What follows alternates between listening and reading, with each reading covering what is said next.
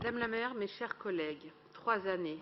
3 années se sont écoulées depuis ce drame inqualifiable, un drame et donc un accident qui a bouleversé la vie des habitants de la rue de Trévise, les riverains, et qui marquera pendant de très nombreuses années la mémoire du 9e arrondissement et plus généralement celle de toute notre ville.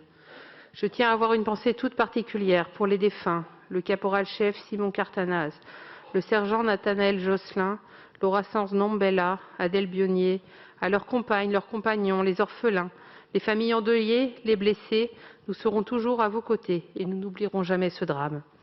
Je tiens à saluer celles et ceux qui aujourd'hui souffrent encore de séquelles physiques, psychologiques, matérielles, de ce qui fut une scène de guerre impensable au cœur de notre capitale. Je pense aussi à Inès qui nous aura tous bouleversés par ses témoignages de souffrance et de peine. D'une manière générale, à chaque cérémonie de commémoration, nous avons pu nous rendre compte que la reconstruction sans la reconnaissance n'était pas possible.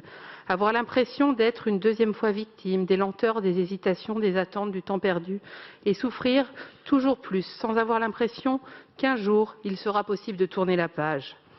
Je tiens évidemment à remercier les présidentes des associations de victimes, Linda Zawar et Dominique Paris, pour leur combat au quotidien pour faire entendre la voix de celles et de ceux qui attendent depuis 3 ans de pouvoir enfin passer à autre chose.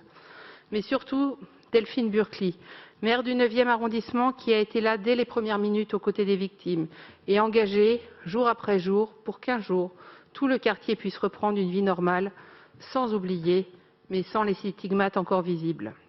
Je n'étais pas encore élue du 9e en 2019, mais je peux témoigner des efforts considérables mis en place par notre équipe d'élus du 9e en 2020-2021 autour de Delphine Burkli. La maire n'a jamais diminué ses efforts pour que l'on puisse arriver à la signature d'un accord cadre, à la reconnaissance du statut de victime ou encore à la reconstruction du quartier Faubourg-Montmartre. Le lieu du drame est à quelques pas de l'école maternelle et primaire de ma fille et j'ai ressenti ce matin-là une terrible frayeur pour la camarade de classe, pour ses parents qui vivaient à quelques mètres du 6 rue de Trévise.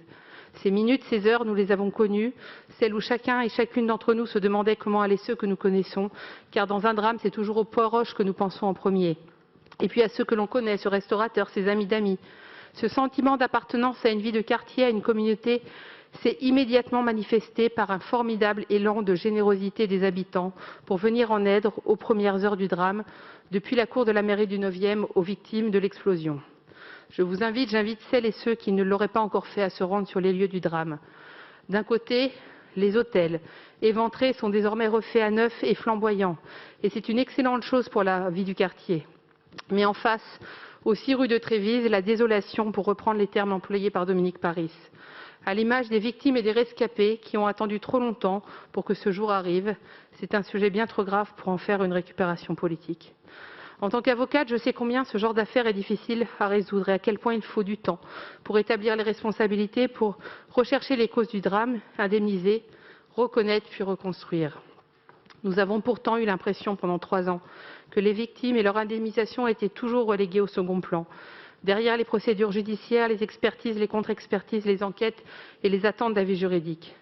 L'impression donnée par la ville de Paris fut malheureusement celle d'une collectivité locale plus inquiète de son éventuelle responsabilité que d'apporter une écoute et des réponses concrètes et rapides à la hauteur de ce drame.